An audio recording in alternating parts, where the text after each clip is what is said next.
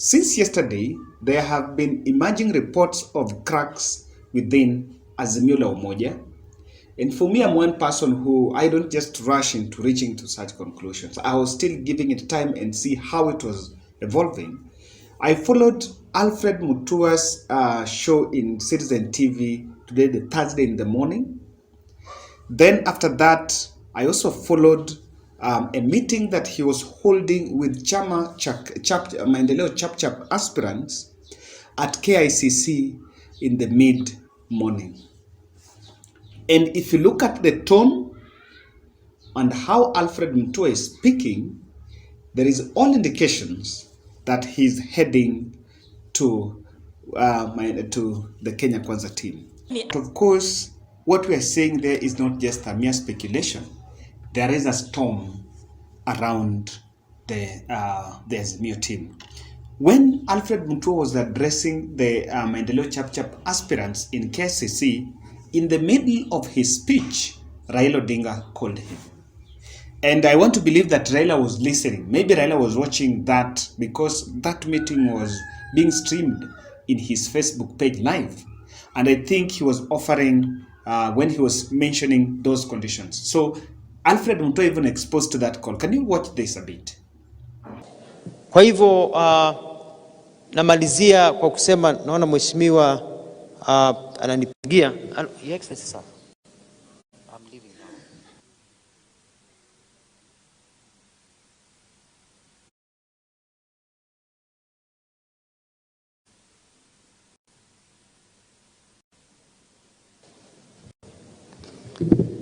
Nimeitwa mkutano. That was Mheshimiwa Raila Odinga. Akiitana tunaenda. Ndamsalimia, si ndio? But mimi nilisema leo kwa TV, mimi nampenda lakini mimi naona amekuwa hijacked. Halete resources. No zoning. Nitamwambia hivyo. You listen to the rallying call by those aspirants. The biggest challenge that is affecting Azimio la Umoja is that issue of party zoning. And again, I don't understand, one about the money I don't understand, the funds, but again, the party zoning is what is causing all that, is what is triggering all that fallout. And so what is this showing is that even Raila and the other team are getting worried about this. I think this will be the first role of Raphael Tuju. Alfred Mutua had a baseline, and there is one that was making rounds that if you see, like, there is a point he went and picked a call, and even yesterday there were already rumors that the William Ruto team had approached him and were making night calls to him so that he could join their team. And someone was saying, how urgent was that phone call that he just had to stop his speech a bit so that he could pick it? But again, that is a bit inconsequential. In that speech, there's some baselines that I want you to pay attention to. And this is what I can say. That Alfred Mutua have already been given grounds by Kenya Kwanza to join that team. And the way he's talking, he seems to have received goodies from William Ruto. And one of the things that William Ruto is promising him is the support to the aspirants that will be seeking elective seat through the Maendeleo Chap. Let me tell you the way this is very important. He mentioned there that during the Azimio rallies in the Ukambani, they were funding those rallies themselves. So like when they went to Makueni, the Machakos, they were funding those rallies. Now, he's saying that even in Azimio, they're not getting the support to the aspirants. I don't know whether this is asking for too much or whether this is asking for more. I don't know the framework or whether there is a legal requirement for a coalition like even Jubilee or ODM or to fund, for example, Jubilee to fund aspirants in these other small fringe parties. I don't know whether that is there. But I think what Mutua is simply saying, he's feeling like within the Jubilee, President Uhuru Kenyatta is maybe bankrolling some candidates in Jubilee. And that is what is happening. And also, what is happening here, he wants William Ruto have promised him that if he joins that team, they are going to bankroll the candidates. This is the catch. If you look at Ukambani, this is where deputy president do not have really strong base, and because there is no party that is representing the interest of Ukambani in UDA. So what is happening here? Ruto is simply approaching Alfred Mutua so that Alfred Mutua will get all these candidates, will get candidates to seek elective seats in Ukambani through Maendeleo Chapchap, and that party will actually be seen as visualizing the interest of Ukambani in that. And that is what is happening. So one thing that this would also show that even in Kenya Kwanza, the UDA team or Deputy President William Ruto are bankrolling the ANC and the Ford Kenya. And I think it is ANC that is being bankrolled. I'm not seeing Ford Kenya doing its own individual party activities because they're more inclined. It's more of a Musalia Mudavadi affair. That is number one. Number two, I think the plan by Mutua to join Kenya Kwanza or join William Ruto is being informed by a power sharing. He mentioned that there is something in Kenya happening in Kenya Kwanza, in Azimio, that Wiper, ODM, and Jubilee had already divided themselves, abdicated themselves some seats and the portion, or rather what they stand to gain in the Azimio coalition. So in that arrangement, Mutua had spoken in a previous press briefing yesterday that they were being sidelined. And of course, what was agreed that they were to get, they are not getting. And I think this is something that William Ruto is getting. Three, it might be going against the grain because the aspirants actually were telling Mutua that don't take us to Kenya Kwanza because we are likely to lose our seats.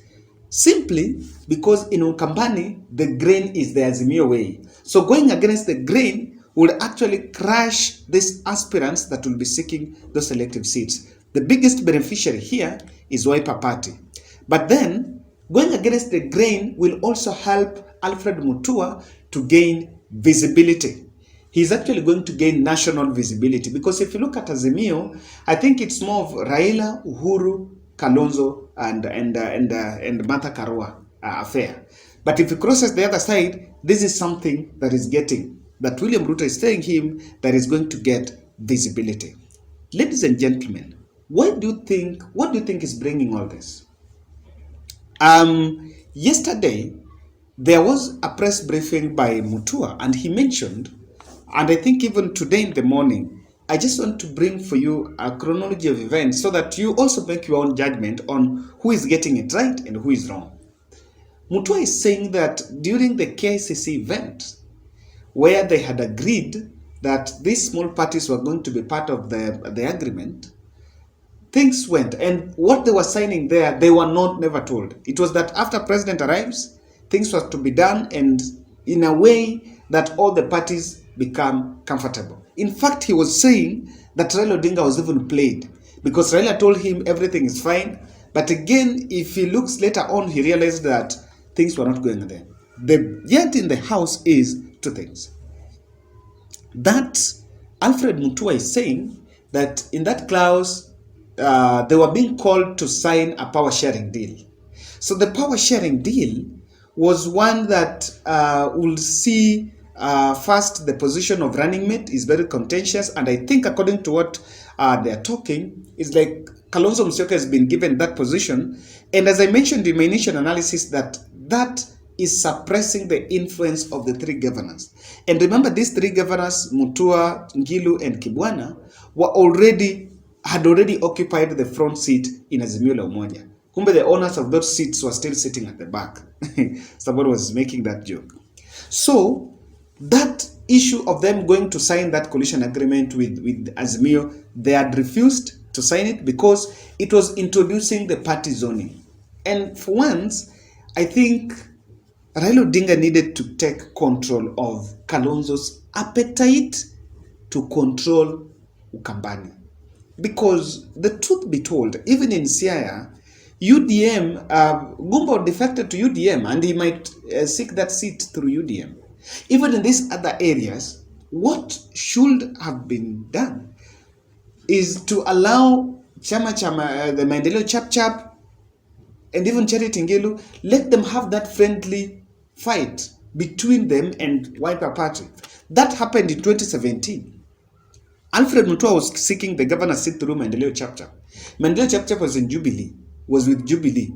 And Kalonzo Musyoka was with the NASA. They faced off.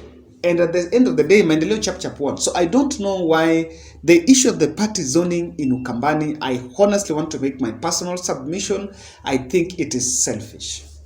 It is very selfish. There's no better way to say it. So if this happens, what is going to happen to Azimio? Number one, I think the perception of Azimio La Umoja campaigns deflated. The momentum will be deflated. The people that carried that momentum were even the regional aspect. Joho, Mutua, Kivutha Kibwana, Charity Ngilu was very vocal. You know, when all these voices of dissent come in, you cannot underestimate, and this is something that Azimio Secretariat, that is now being led by Raphael Tuju, cannot underestimate. They need to find a way. Number three, I think the Ukambani support, I don't know whether it will be affected bit, but the perception that when these fellas join, like Kivutha Kibwana is seeking Senate seat there in Makueni, when he joins and he allowed to vie through Muungano, when he joins William Ruto, and even Maendeleo Chap Chap joins William Ruto is going to get an entry there. And it depends on how firm Kalonzo will be in Azimio. If they go to William Ruto and Kalonzo is not given Raila's running mate spot, then I can tell you that that Ukambani zone might swing either side, because there will be no high stakes. Even not Kalonzo will have a high stakes of the Ukambani interest, even the other fella. So it will wink out what is to be done. In fact, I suggest if these three governors join William Ruto and Kalonzo is not that firm, Raila should rethink. And Kalonzo should not allow Kalonzo to announce himself to be the running mate.